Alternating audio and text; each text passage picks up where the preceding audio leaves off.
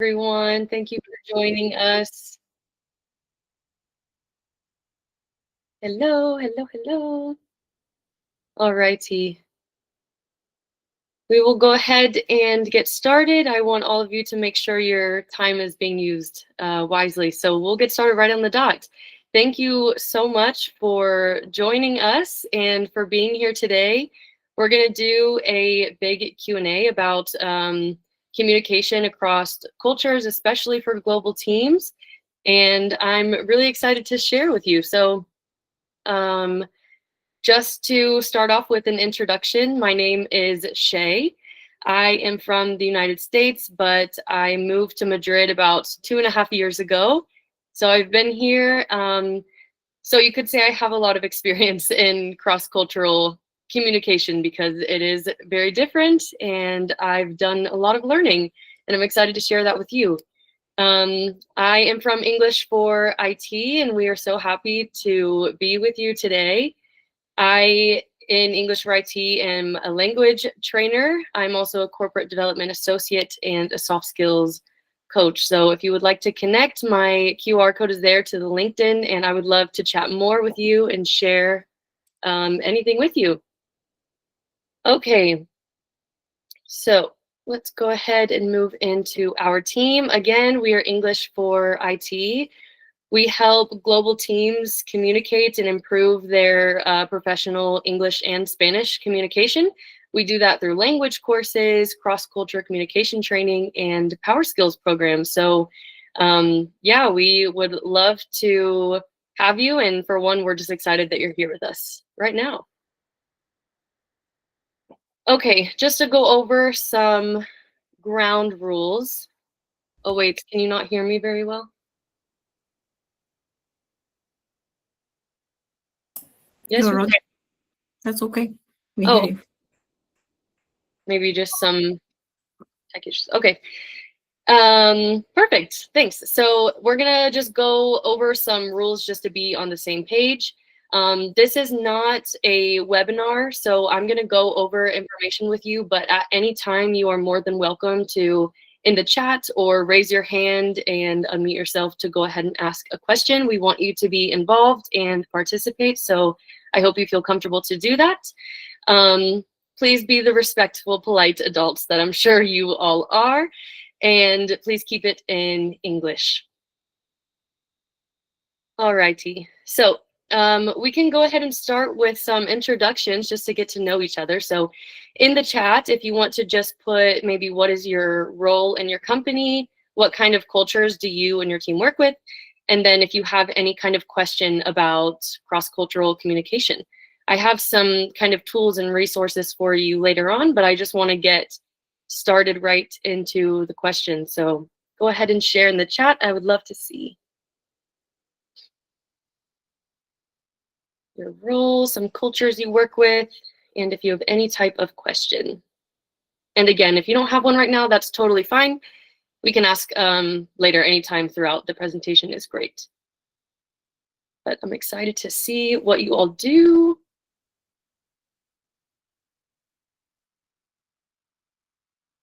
Let's see here. Looks like we have, okay, learning and development specialist, North American market, and accompanies Ukrainian. Very nice. It's up to you. You can send them all at once and I can answer them bit by bit, or if you want to send them as it comes up in conversation, that's cool too. However you're comfortable. Oh, you have them already. Okay, let's start here. So we have in the chat, what are the main cultural traits of US citizens and migrants in the US? Wow, that is a big question. And that's a little bit difficult to answer because the US is so big that we have several different cultures within the US. But I would say the main cultures is that we are very open and friendly. We like to talk, we like to meet people. I know that that can sometimes be off-putting for cultures that do not work like that. I've heard several times like, oh, you guys actually are just happy? Like, I thought it was fake. Or why do you guys smile so much? It freaks me out.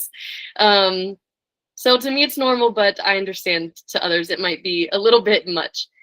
But yeah, I would say that's the biggest, in my opinion, is just being open and friendly. Okay, let's see. In a sales context, when Americans are politely declining, how should we distinguish between situations when we need to stop trying and situations when we can change our mind? Ooh, that's a great question.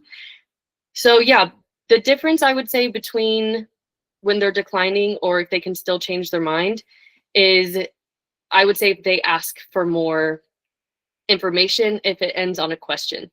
I think that if one, if they say no, I think it's pretty obvious no. But what I love to do in those situations with clients is say, like, I totally understand. Here's something that we could maybe add in addition to whatever service they already have or product they already have, if you want. So then it's like, here's the information, but I'm not expecting you to do anything about it. So I think that's a good way to communicate. Okay. I'm going to come back to your questions, but I want to hear from some others, so I'm going to jump around a bit. Okay, we have a back-end developer, non-native speakers from Israel. Very nice. Technical recruiter, lots of different cultures. Italy, Spain, Portugal, Poland, UK, and Colombia. Wow, okay, you guys do have a lot. Julia, hello. She is the CEO of English for IT. And yes, she works a lot with European, Latin American countries. All of them are very different. True. Executive career strategist. Ooh, that sounds fun. Learning and development manager, working with India, Philippines, and the US. Let's see. Learning and development again, Romania, India, Philippines, Bulgaria.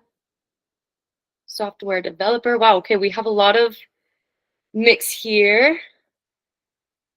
English teacher. Nice, hello. Okay, nice, we have tons. Okay, I'm gonna go QA engineer, used to be a teacher. Wow, that's a big change up you went there. Okay, let's see here. Sometimes miscommunication appears in our teams as we have different people from different countries. I would be interested in what kind of exercises we can do as a team in order to improve communication overall. Are you saying within your team or with other cultures? Because both I think are very important.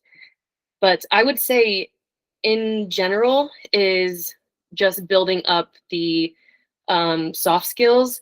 Obviously, if you're working with a lot of different countries, it's hard to kind of nail down that one specific culture. However, I think that there's a lot of things we can do. Oh, your hand is raised. Perfect. Yes, please tell me. Yeah, I was thinking that it would be kind of easier if I would explain. So basically, because we have a lot of cultures in our team, miscommunication appeared frequently. And I was just thinking, what to do in order to improve. I tried to do some research to see maybe some practical exercises, maybe that we can do as a team, but there were not that much. And usually, we work in a sales environment. People are very picky, and I need to pitch what to do as a team so they could actually be open to it. So that was just my question, and I'm just interested maybe if you know something, or if this will be approached. Yeah, well, thank you so much for turning your camera on and sharing. I love that. I think the biggest answer to that, honestly, is curiosity. I think a lot of times we come back from when people ask us questions or when they're not sure about what we just said, and instead of asking a question, we just assume what they meant. And this is a really big problem because the same sentence can mean 3 different things in 3 different cultures. So I think the biggest thing is being open to asking a question like, okay, this is what I understood. Can you clarify? Is that what you meant? Or even just saying like, so should I do this? Or is this what you meant? I think that when we just respond with however we took the connotation, that's where problems come because we are assuming the message. I think if you're willing to ask questions, it's going to go a lot smoother. So maybe trying that with your team, having them respond with questions, maybe even giving them scenarios of, okay, this person responded like this, knowing or imagining that you have no idea what the context is, how can you respond to try to get more information without being judgmental? Yeah. I think also though, as far as like within your team building activities go a long way, especially for remote teams where we're not necessarily connected in the way that you are in the office. So even when I teach class, I do like small little, for example, we have this, I do a thing called blind drawing. And it's basically where I or another student gives instructions on, for example, a penguin. So I'll say, okay, draw a large oval.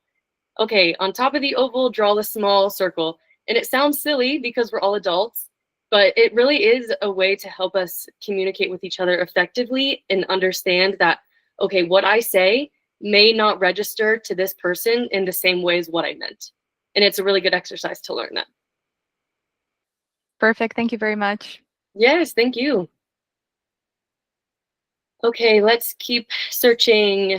If you have, like I said, any questions that you want to chat, you can just raise your hand just like she did there and unmute yourself. English teacher and YouTube tutor. Hello, James. Let's see. Are there any differences either that you've noticed or heard of between typical US culture versus other Western countries like UK, Canada, or Australia? Ooh, that's an interesting one. I honestly don't know much about Australia. I've never met someone in person from Australia, but I would love to have a friend from there. The UK, though, I have noticed so many differences. And I mean, even just the accent at first, because I had a few coworkers actually in my previous job from the UK. And there were so many times that we were just chatting casually at a lunch break. And I would have to be like, what? Like, are we both speaking English right now? Because I don't know what you're saying. But yeah, culturally also, I know English speakers in general are kind of labeled as indirect, and we like to just kind of, we don't like to be as straightforward maybe. But I think the UK is even like a step above the US, that they are extremely indirect. I found that at least the coworkers that I worked with, they do not like to, we say in English, ruffle any feathers. They don't like to accidentally make something worse or make a good situation bad. And so they just won't say anything. Behind closed doors, yes. But in the conversation, no. But again, this is not the whole UK. Everyone is different. And I hope that's like the biggest thing that comes across in That this. sounds spot on to me. That's exactly right to me. Well, there you go. Confirmed by an Englishman. But yeah, I hope that you can take away from all of this that just meeting one person from one culture is not going to mean everyone's the same. And while it would be amazing to meet one person and be like, okay, I got it, I know how they act, everyone's different. I mean, you can meet me and even meet my sister, for example, and we are very different. So we have to keep that in mind as well. All right, let's move on. And telecommunications, multicultural from Latin America and the US. Cheers. Cheers to you. Let's see. Oh, we have some suggestions on team activity. Let's read that because I think that's great. I did an exercise with students. I gave them a list of phrases like our team lead is always online and asked their ideas on how this can be interpreted in positive and negative meaning. Ooh, that's good. Yeah. Maybe some are taking it as like they're always online, like they're always watching, or that they're always there if you need them. That's a great example. I love that. Corporate trainer, nice. Another, this isn't about professional English, but another American stereotype is that we all have huge water bottles, and it's true. Okay. What is one skill that has the biggest impact on cross-cultural success? Wow, okay. One skill only. Probably, no, not probably. I'm very confident that it's empathy. You have to be able to understand where other people are coming from. And even if you don't understand their culture, we can go in with an open mindset of like, okay, what they just said might not have anything to do with what I'm thinking. So always assuming the best, even in the worst. And having met with a lot of people across cultures, I've met a lot of people that don't have empathy, even from your own native language, and it can make conversations really difficult and really uncomfortable. So even if the other person isn't, you can always be, and it makes things way easier if you are able to kind of like sympathize with them and understand that maybe you didn't understand me and maybe I don't understand you, and it makes it a lot easier.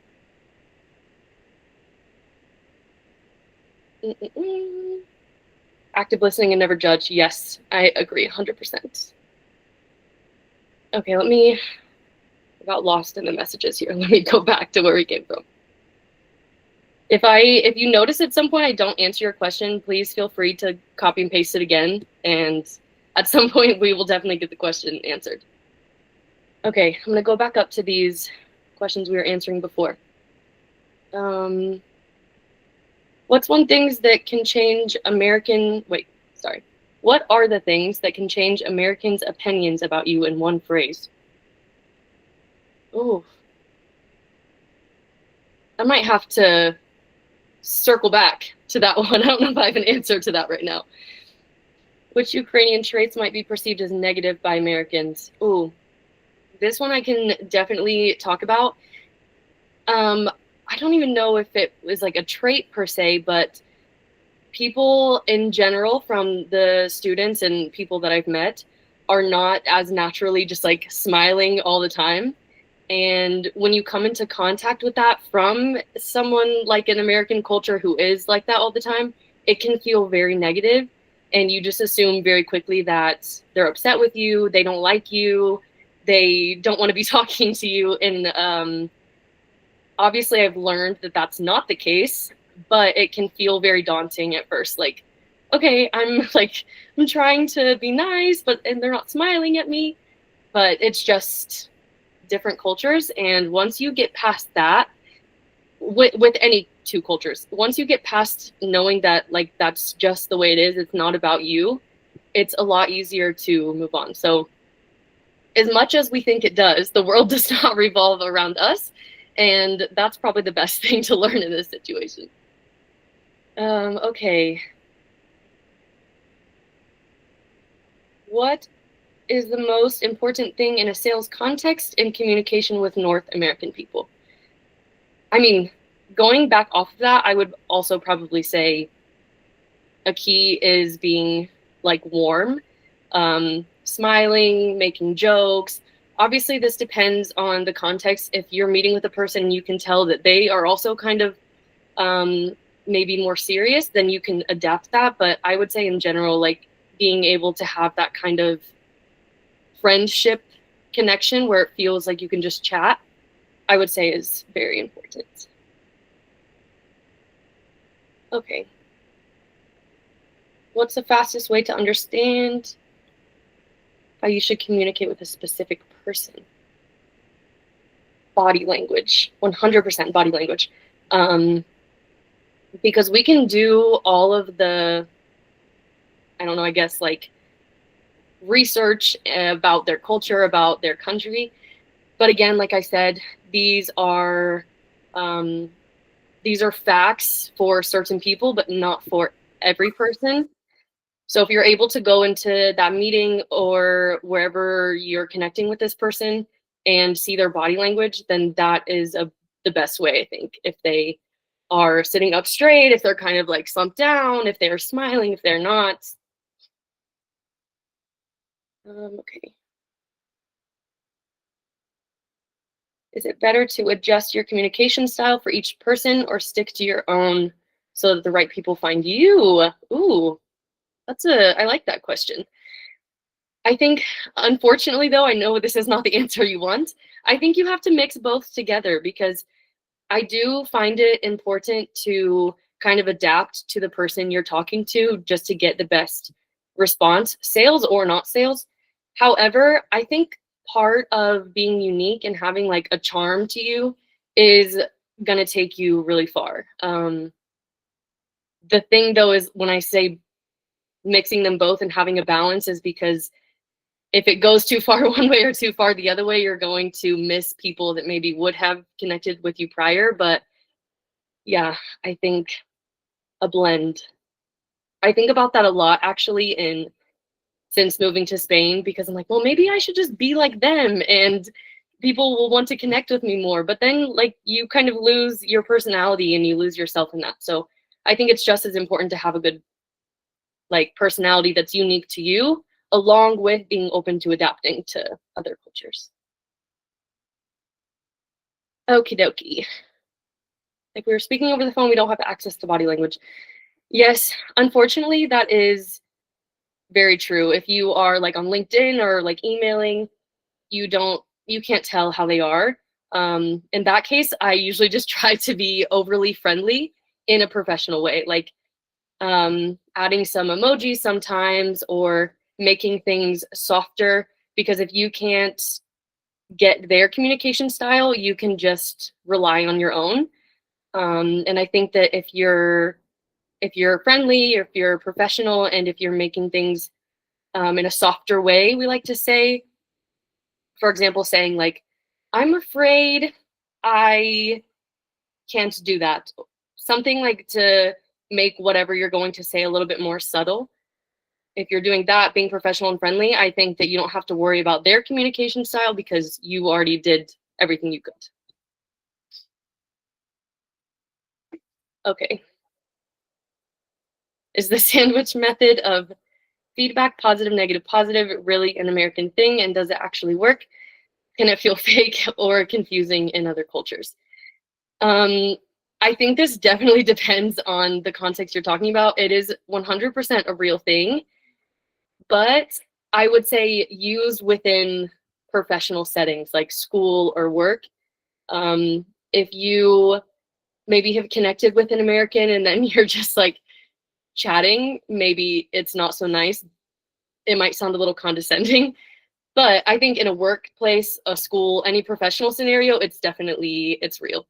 And even when it's not a professional setting, I think we do it a little bit. Like if we go to a restaurant, we might say like, I don't really like this plate, but I'm sure that like the waiter makes other good things that maybe I just don't like this one.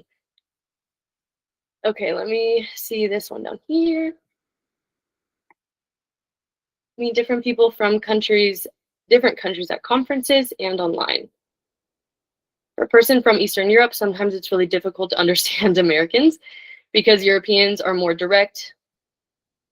Yeah. Okay, like France, Ireland. From Americans, great can have 100 meanings. That's true. When you interact with a potential partner or client, it's hard to trust this positive mood. How do you understand where's real combo and when is quiet quitting, especially online? Yes, this is definitely a real thing. I think it is easy for Americans to just rely on kind of that friendly side, and then we don't want to be direct, so we try to just slip it in with all of the nice things that we said. However, let's see, I think it truly depends on the context, because like you said, with great can also be very sarcastic, like, oh, great, this girl's here at work today. But I think that if you're in a sales context, you're asking if somebody wants to move forward with something and they say great, it definitely means yes. If they say, if it's a sales a sales context, I don't know English sometimes either, so don't feel bad. If I'm so distracted, I'm sorry. I'm living on it's called a bajo, like the lowest floor, and my window is it faces the street and it's like in line with the sidewalk. So when people walk by, you can like, you're very close to them and a bunch of people walk by. I apologize for that. Anyways, yeah, great can have a lot of different meanings. And I think that if you're in a sales context, they're not going to use it in a sarcastic way. So I think you can rely on it being something positive.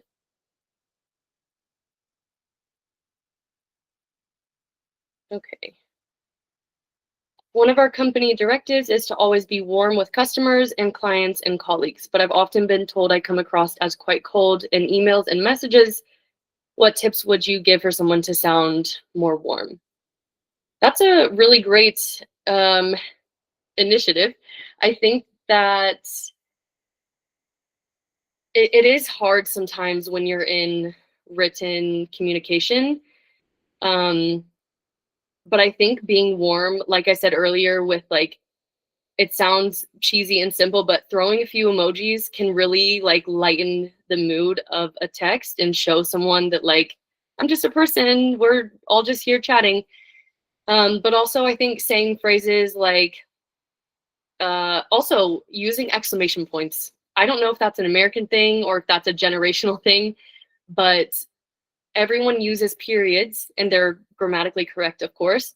Maybe I use too many exclamation points, but I think it's a great way to show that you're actually like passionate or excited about something.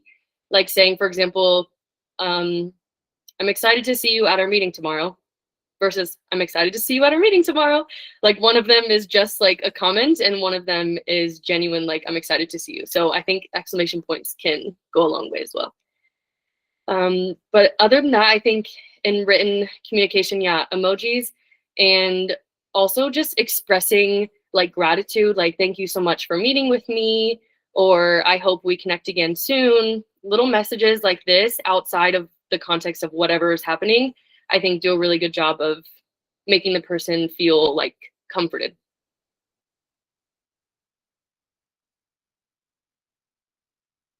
Okay. Speaking from the perspective of countries where feedback is more direct, it's confusing and actually may lead to the situation where the feedback is not taken with the intention that it was given.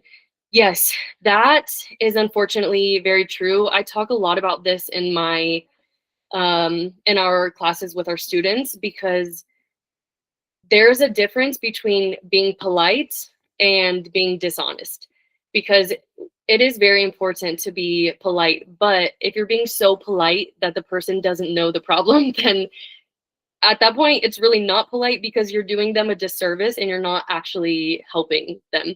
So I think that you do have to be careful, but with the positive, negative, positive, I think it does work out because you're still saying that honest feedback, but you're wrapping it in things that you're appreciative of. So for example, maybe you have a coworker or someone on your team that maybe they're constantly interrupting the meeting. They always have something to share, or when it's their turn to share, they just talk too much and take over the meeting, and you want to address that.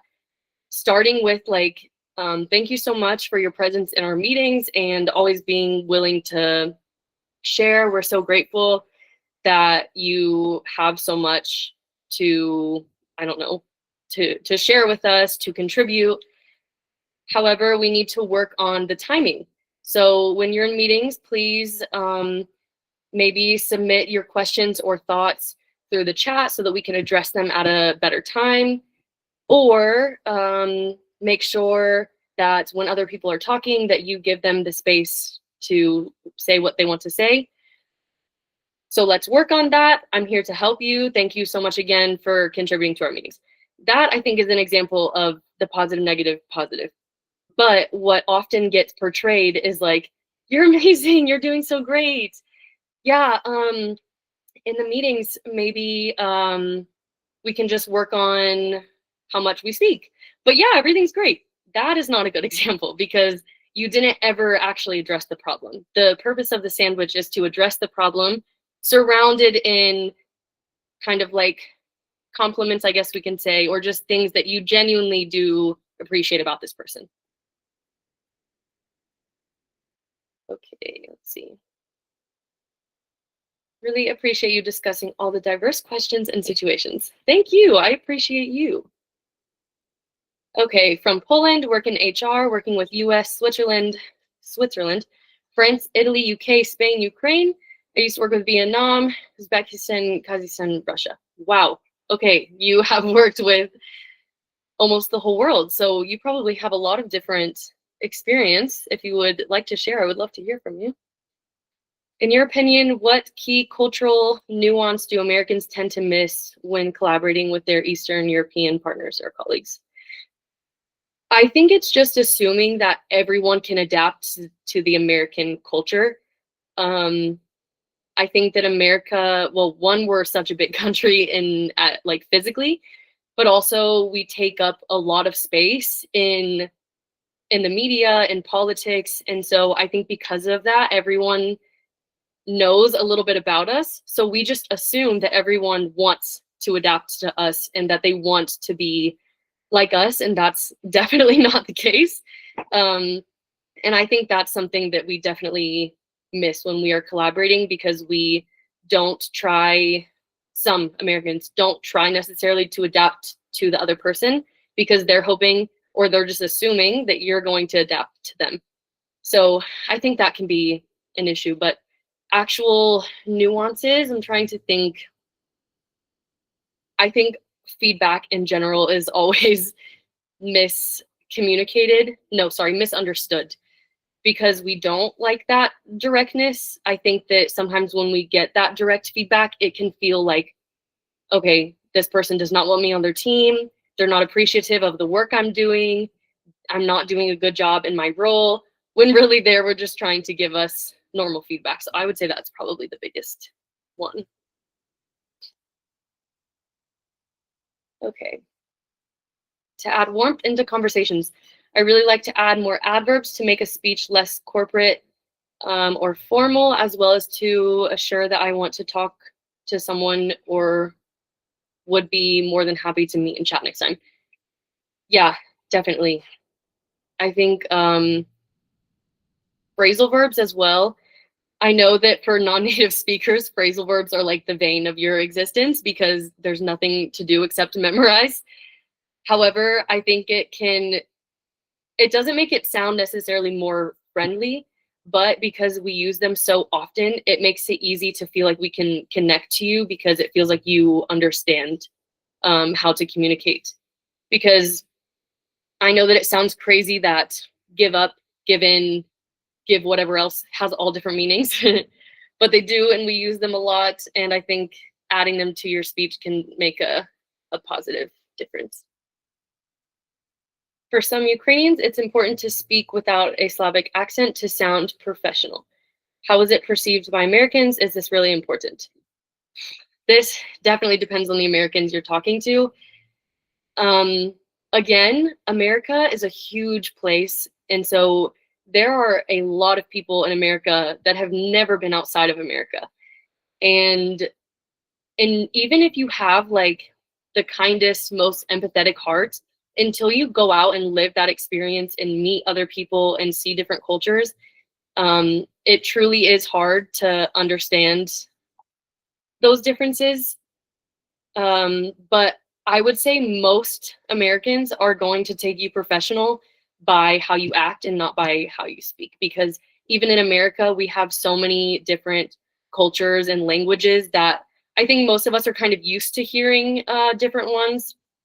But yeah, it definitely depends who you're talking to. Unfortunately, it's hard to give like blanketed advice about the US because we're so big. Okay, a sales manager, work with all of Europe, Eastern and Western US, Canada, and Australia. Very nice. My approach is to be friendly. Make communications very personalized and full of personal stories so we connect on a personal level, not as client and a company representative. That is amazing. I love that. I think that doing this helps. When I was saying earlier, like trying to have that friendly approach with them of making a joke or trying to use language that's not so formal, this is a great example of that because it feels, yes, like you can actually connect with them as a person instead of in the roles that you guys both are in the moment. Okay. James has to run. See you, James. You are welcome. If, as an American, you say we should grab coffee sometime, how seriously should I take it? It's a good question, actually, because I am now thinking back to all the times that I've said, like, oh my gosh, we should hang out, or oh my gosh, we should like go grab a drink together, and then it's never happened. I think that them saying it is not necessarily fake. Like in that moment, I wanted to go make plans. The thing is, we just don't sit there and make plans, so then it never actually comes to be. But I would say if they said it though, and then later you reached out and you were like, hey, you mentioned grabbing a coffee, like, do you want to go this week? I think they would be so excited that you asked them. Okay. Once again, I can recommend to check how your culture differs from the culture you are going to work with, especially in terms of feedback and communication, direct versus indirect. Hierarchy, different cultures expect different approach. Not all cultures feel great when the manager has, I am going to be so honest, I don't even know that word, a certain leadership culture. How embarrassing. That is very true, though. I actually had a class with a student she's from Belarus, but now she lives in Poland, and she went to do a training in Denmark, I believe. I could be wrong, so if this doesn't make sense, maybe you can correct me. But she said that for her, she's used to bosses like telling her exactly what to do. And when she's done with one task, she talks to her boss and she gets like another task and she moves forward. But when she went and visited the other office, she said it was the complete opposite. You just do whatever you think is best. The boss is there as like a guide, but they're not necessarily like on top of you telling you what to do. And so she said she kept asking like, okay, what should I do next? And they were like, I don't know, girl, like do what you want. We trust you. You're here for a reason. We hired you because you have good capabilities. So that to me was crazy. I think that's really two extremes. I think the US kind of lies somewhere in between those two cultures, especially with bosses and leadership. But that's very true because you have to realize not only how do they communicate, but how are they used to being led? And whether you're a leader or not, knowing that information could be really, really helpful. Yes, that is true. The high and low context cultures. So actually, this is something important too, the difference of the high and low comparison, because we have very extreme different sides. But don't take this with a grain of salt, as we can say, which means like hear it, but it doesn't have to be true for you.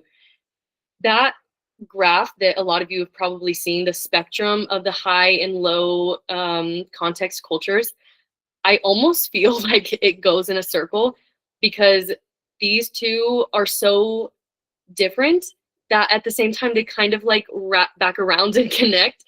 Because for example, on the one side is a lot of like Asian countries and culture, and on the other side is like the US, the UK, Canada. And while the US is a lot more indirect, we usually can communicate the things we want to say, where the other end is like very, very, very vague. But for the middle cultures, like I'm trying to think who's in the middle, maybe like somewhere like Poland, I feel like they might see us, the two extremes, as kind of similar because we're both a little bit vague in the way that we talk. We're not direct, but one of us is vague in the way of like, we want to just be friendly and we're scared of making anyone mad. And the other way is just sometimes they don't respond at all. I think I mentioned earlier, but I can't remember, that I had a client that came to us because they were working with teams from Japan and they were saying it's very confusing because on the meetings, it's like, okay, great, everything's fine. They don't really say anything. And then you receive an email after the meeting that says something like, why did you do that? We don't like what you did. And now everyone's confused. So I hope that that made sense. I feel like I just went on a really long rant, but I feel like they're so far away that they almost are similar again. Okay, I was working with a US client in my earlier project. I was unable to understand his accent, so I used to read the captions and then respond to him. How can I understand the accent and also how to respond impromptu if we don't have any idea about the thing? Thanks in advance. Thank you for asking a question. Again, the US is so big and we have so many different accents and cultures just within our one country.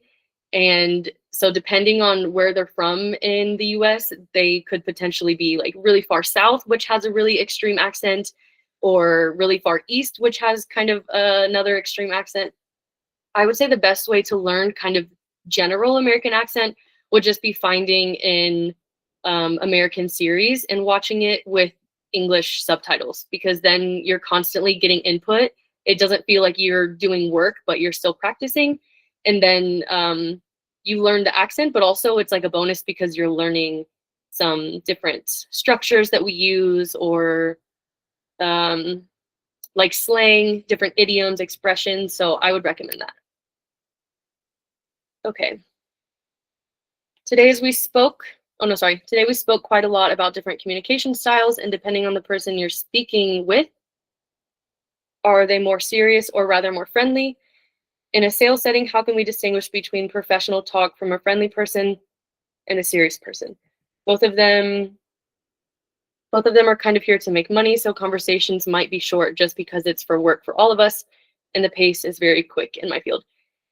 Yeah, definitely. I think when we are talking about sales, that's very true, that cultures can sometimes mesh because everyone just turns into this like serious, cold, like, let's close this deal and get this done. So that's true. That could change even more the layers and the context. But what was the actual question here? Sorry. How can we distinguish between professional talk from a friendly person and a serious person? Oof, yeah. I think it's hard if you're asking like, how can we distinguish whether the person that you're talking to is actually friendly or actually serious?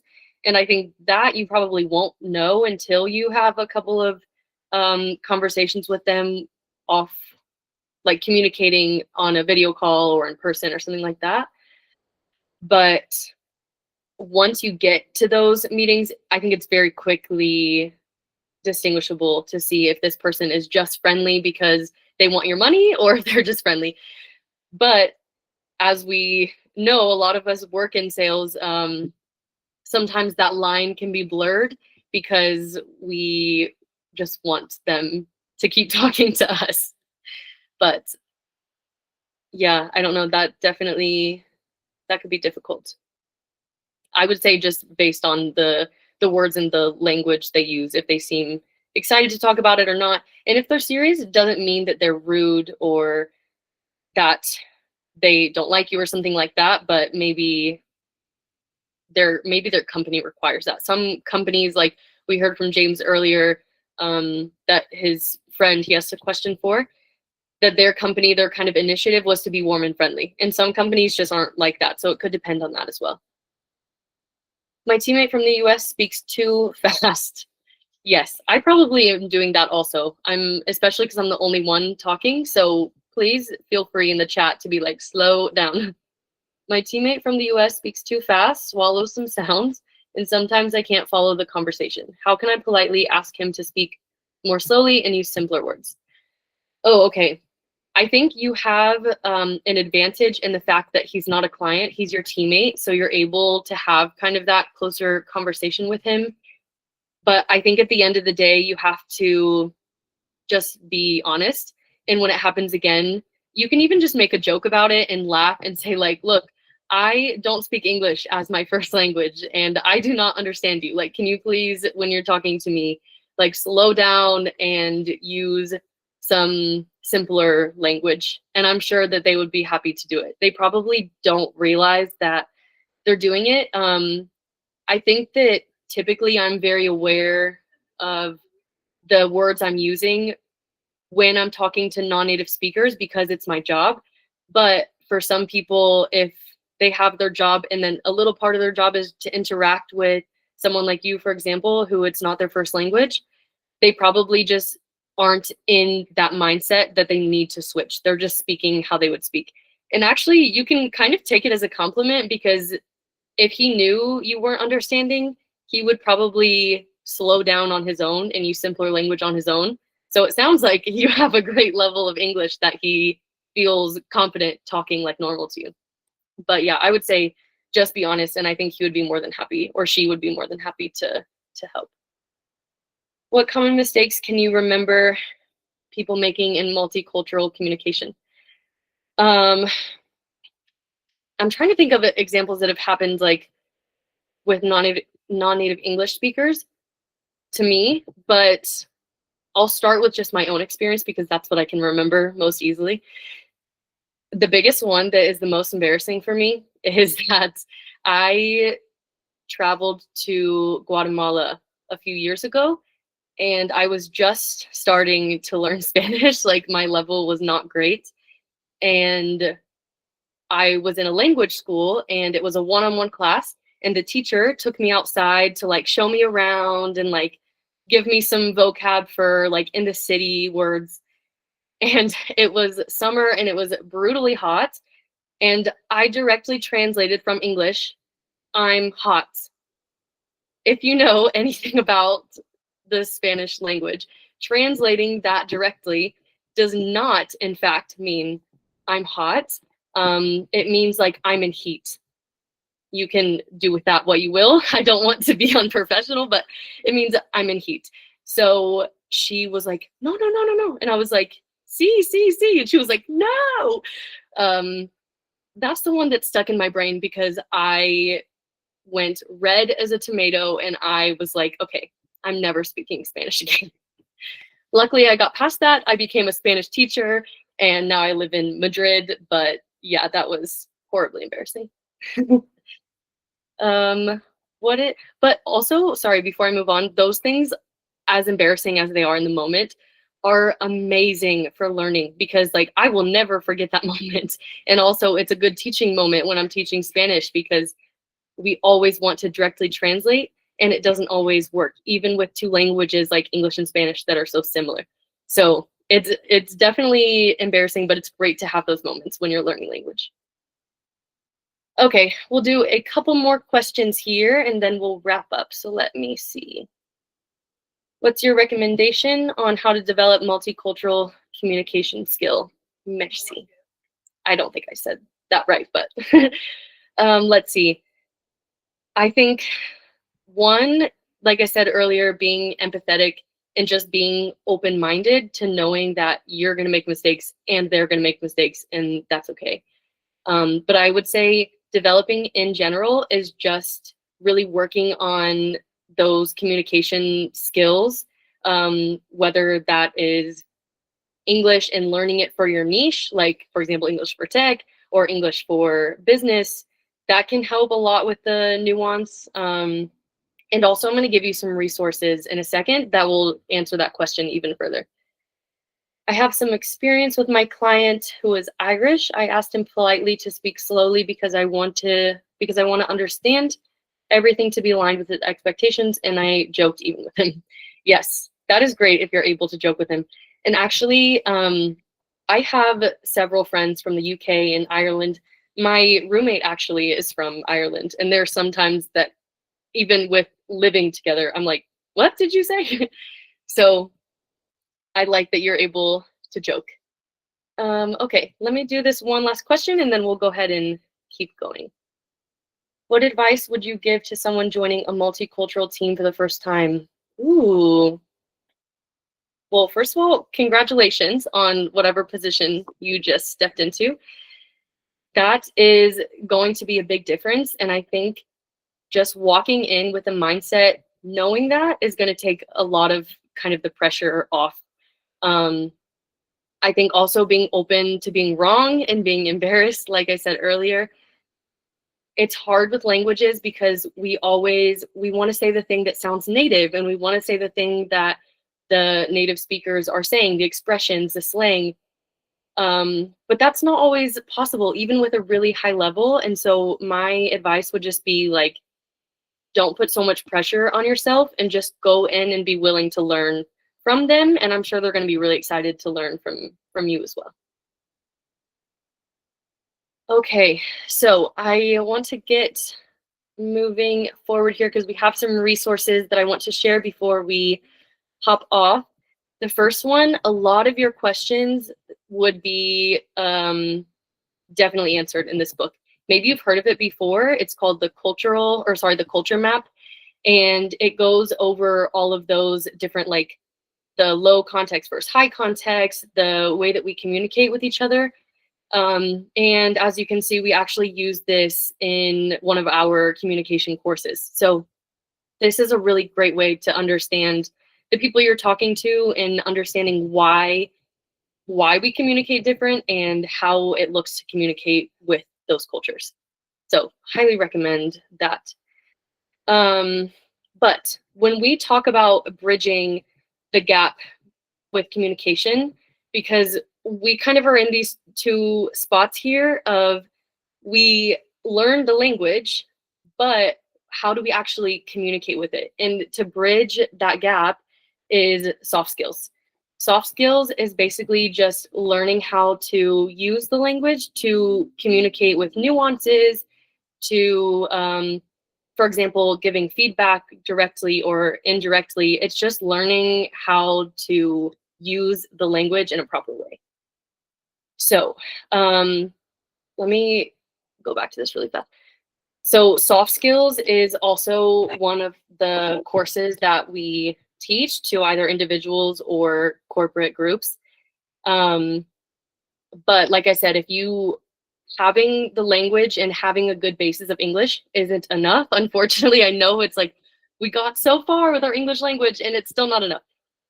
But that's like what I said, we're here to help. And so this is a little bit more about us. We have provided to over 30,000 tech specialists. We have a huge community that we're so grateful for of over 65,000 members.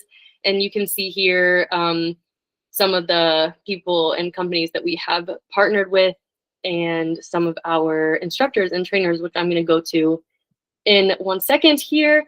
We have teachers and trainers and coaches from all over the world, and I think that makes us really special because there's always a way to find someone to connect with, whether that's like you want a native teacher to learn from, or maybe you want a non-native teacher so that they can explain in your language why something works the way it does. But yeah, so that's our team. And when we're providing these skills, for soft skills or communication, language in general, these are the 3 things we focus on. First, English proficiency, because like I said, you can't bridge that gap until you have the language. Cultural understanding is the second, understanding where they come from, their nuances, and then lastly, a high level of soft skills. So knowing how to communicate with people. Soft skills is just like saying people skills, knowing how to work with people efficiently in their language. So I don't know if I mentioned it earlier, I think I did, but we do this in English and Spanish. So there's always something to learn and we have it for you. But thank you so much for joining, and thank you for all of you who shared. I know that we all have busy days, so the fact that you came and took your time is really special to us. And also you interacting means so much because we were able to actually get to know you and chat with you. Here I have some links. Feel free to scan the QR. My LinkedIn is on the left. I would love to connect with you and chat some more. We have a free consultation for anyone who is interested in any classes, individual or groups, for your team, for yourself, and then a little bit about us in the last link. So thank you so much again for coming. It was so nice chatting with you, and I hope you have a great rest of your evening. Thank you. Thank you. Thank you. You are so welcome. Thank you so much. Bye. Thank you. See you later. Thank you. Bye. Bye. You are so welcome. Goodbye. Thanks, bye. Bye. Thank you. You are welcome. Goodbye, everyone. Enjoy your evening. I hope you do something fun and relaxing. I'm glad we could be a part of your nights or afternoon or morning. I don't know what time it is for you. See you later, everyone. Your accent is awesome. Thank you. Wow, that's a nice compliment. Bye, everybody. Thank you all again. It's been so much fun.